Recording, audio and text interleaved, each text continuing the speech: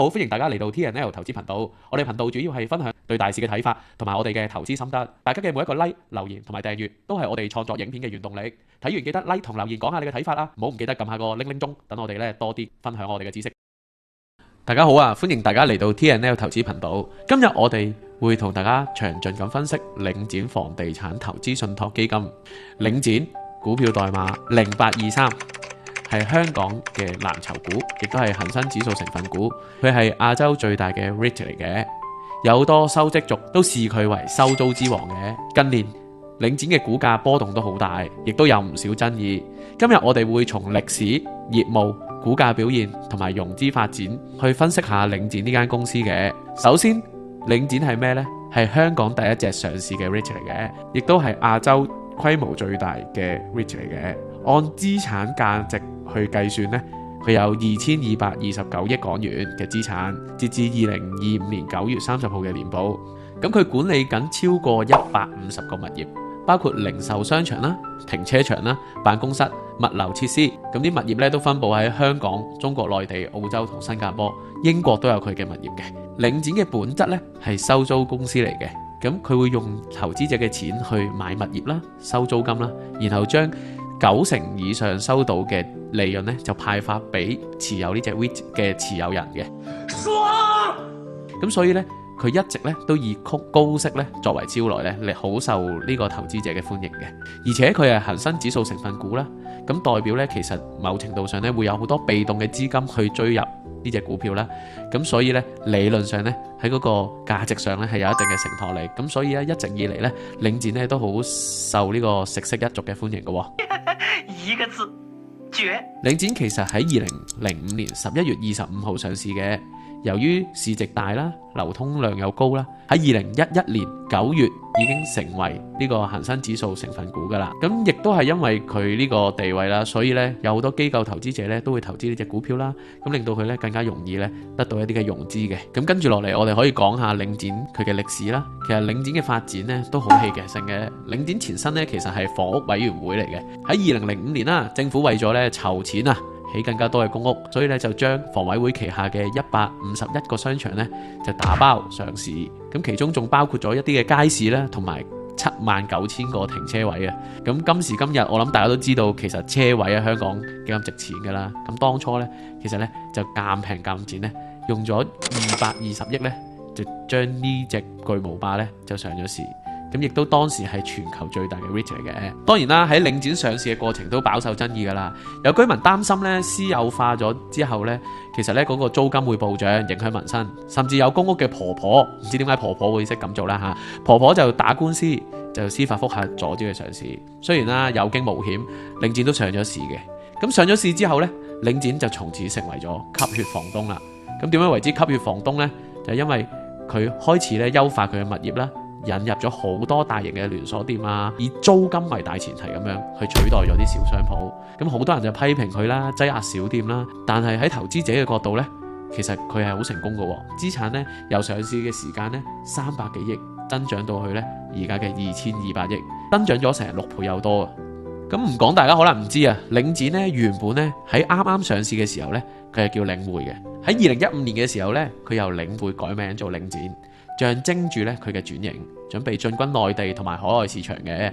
之後就積極多元化啦，唔再靠香港嘅單一公屋商場做佢嘅業務發展啦。當然香港仍然係佢核心，但係咧海外嘅增長都好快，尤其是澳洲啦、新加坡嘅零售業務。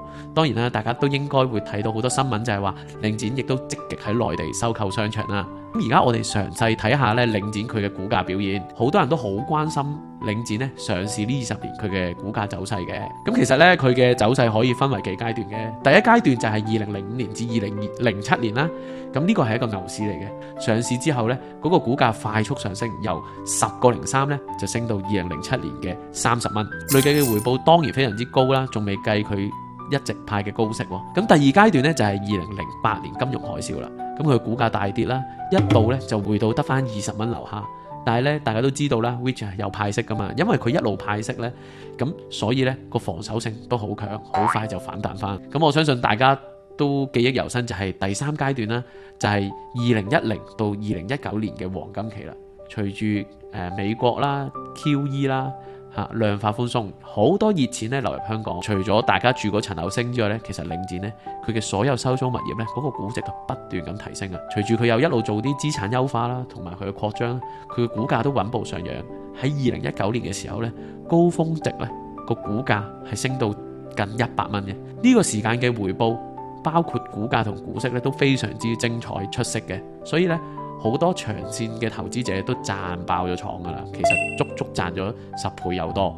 喺第4階段嘅時候，即係2020年到2023年嘅時候咧，簡直係谷底啊！受疫情啦、社會事件啦、大家北上消費啦、網購嘅衝擊，即係而家大家都見到街鋪處處步入寒冬。咁當然啦，身為呢個地產一哥嘅領展都深受其害啦，股價大跌啊，最低跌到30蚊左右。咁喺2022年至2023年呢，更加因為加息啦、息口上升啦，令到佢嘅估值不斷咁下跌。你美債嘅收益都有5厘啦，咁領展當然就被比下去啦。所以咧呢個簡直係領展嘅低谷啊！咁而家就係第5階段啦，2024年至2025年啦。咁隨住大市反彈啦，咁啊恒生指數都喺低位反彈到去28,000點啦。咁2025年呢，股價就喺低位31蚊反彈啦，去到年中嘅45蚊。但係下半年呢，因為香港嘅經濟仲未走出谷底啊，受到經濟壓力嘅影響呢，咁所以咧股價亦一路咁回落啦。截至2025年10月17號啊，股價大約就喺34至35蚊之間啦。咁股價其實咧都唔係太理想嘅而家。咁但係咧而家大家都知啦，領展係以高息見稱噶嘛，無論點都好，佢嘅收租咧都仲係穩健嘅。咁所以咧佢股息都仲有7至8厘，都尚算吸引嘅。咁整體嚟講啦，呢20年嚟領展嘅股價由10蚊升到去而家嘅35蚊，複合回報率都唔錯噶啦。咁啊，如果你喺佢一上市嘅時候揸到而家呢，其實都係一個唔錯嘅選擇嚟嘅。加上佢都冇斷過派息，如果真係長線持有嘅話，而家嘅總回報都多過300% 噶啦。咁啊，當然啦，佢個波幅都好大啦，係嘛，上上落落，受宏觀嘅經濟影響啦，亦都受利率影響啦。咁啊，收息股都係咁噶啦。咁但係正正呢個就係領展嘅吸引之處啊嘛，有高有低，咁你先至可以賺到錢噶嘛。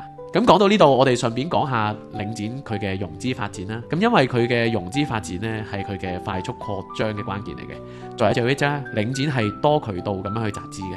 佢可以用債券啦、銀行貸款啦，同埋公股去集資。喺上市嘅初期呢，其實領展呢係透過 IPO 啦，同埋銀行嘅債券去集資嘅，去收購一啲嘅海外嘅資產啦。佢都多次發債呢，例如2016年呢發行綠色債券呢，去籌集5億嘅美金，去進行多啲嘅可持續發展嘅業務啦。近年呢就利率上升啦，融資壓力都大嘅。喺2023年嘅時候呢，佢進行咗一次呢大型嘅供股啊，1供5啦。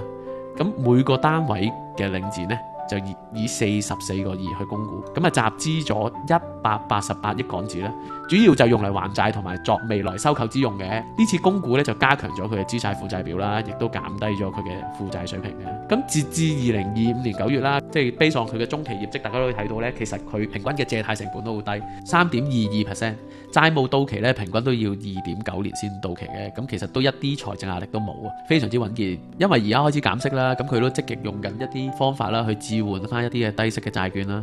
咁佢喺呢方面其實我都覺得佢做得好好嘅。咁而家我哋睇下啲業務啦，其實喺2025年9月呢，佢嘅業績報告都仲講緊，就係話佢其實主要呢香港都係社區商場啦、停車場為主嘅。咁個出租率呢都真係令到大家好滿意嘅，97.6% 啦。咁喺內地呢，咁佢嘅商場呢其實呢佢都好醒目嘅，主要都留翻喺北上廣深嘅商場啦。咁另外海外呢，就係澳洲啦、新加坡啦、英國咁樣嘅，咁啊都係一個好大嘅增長引擎嚟嘅。因為呢，其實如果大家有留意啦，美國就開始減息啦。如果佢繼續減息嘅話呢，其實美元會走弱嘅。咁如果港紙嚟講呢，走弱嘅話，即係相對嚟講，海外嘅貨幣譬如澳紙啊、英鎊啊，可能會升翻啦。咁可能喺整體估值上咧，亦都有增值嘅。咁其實根據頭先嗰條數睇到啦，其實佢總出租率咧都好高嘅。最新嘅業績顯示啦，咁2025至2026年財政年度咧，收入咧就下跌咗。咁但係咧都有70.25億嘅收入嘅，淨物業收入咧，其實就下跌咗3.4%，主要都係因為香港零售業有下行啦。但係咧，其實海外增長係強勁嘅。咁啊，澳洲個續租率咧就升翻啦。咁啊，中期派息就係每單位咧就係1.2688元嘅。咁其實股息咧都仲有7%，全年嘅業績都尚算穩健嘅。